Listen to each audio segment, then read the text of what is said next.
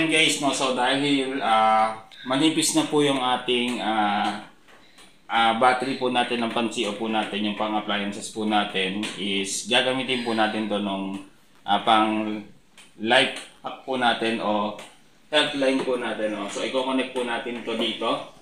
Ayan, tawag nyo po dito. So ito po is merong system, no. So yung solar po natin is pinag-aaralan ko po talaga kung paano po maka-recover during kapag may bagyo. At ito po yung sa naisip ko na paraan. So gagawa po ako ng medyo mataas na capacity para at least kapag dumating yung ganitong panahon is ready po tayo, no? Hindi natin ma-overdischarge yung ating battery para wag pong masira. Ayan. So si Happy Boy, ayan po si Happy Boy. Meron pong tinatagong sekreto po yan, no? So meron po yan nakalagay na wire, no, na merong connector. Ayan, so i-connect lang po natin to dito. Ayan. So ito po is ginawa natin pang charge ng ating cellphone at pang ilaw po natin. So dito guys, is mako-connect ko siya dito sa aking system, no. So first is on lang po natin yan. Gagana na po yung LVD. Ayan, 12.3. Tapos dahil lithium battery po yung battery nito is gagawin ko siyang, kung 11.8 po yung cutoff natin, so gagawin ko siyang 10 volts. Ayan. So gagawin ko siyang 10 volts. Ayan.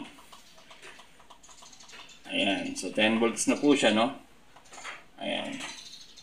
Gagawin ko siyang 10 volts. Ayan. So 10 volts na siya. Ayan. Working na po yan. So, ayan po muna yung magiging battery po natin, no.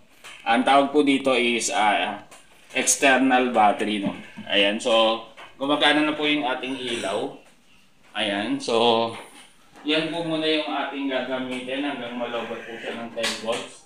Para at least pag danaw po siya, yung pang CO naman uli yung gagamitin natin para magtulungan silang dalawa para wag po natin ma-overdrain yung ating battery at higit sa lahat hindi po tayo gagamit ng kanila. So that is for today's video.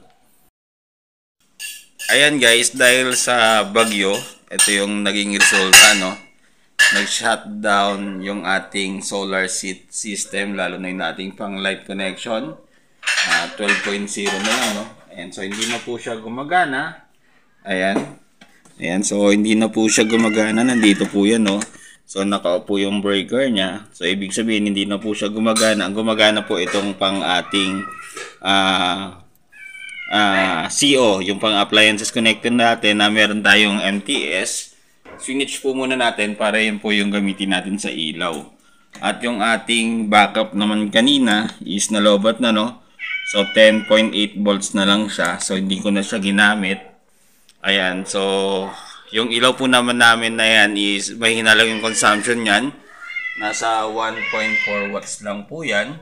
At yung ating harvest kanina guys, yung pang light connection natin, dulot ng bagyo is 1 ampere, total of 12 watts. Tapos yung pang appliances connection naman natin guys is 12.1.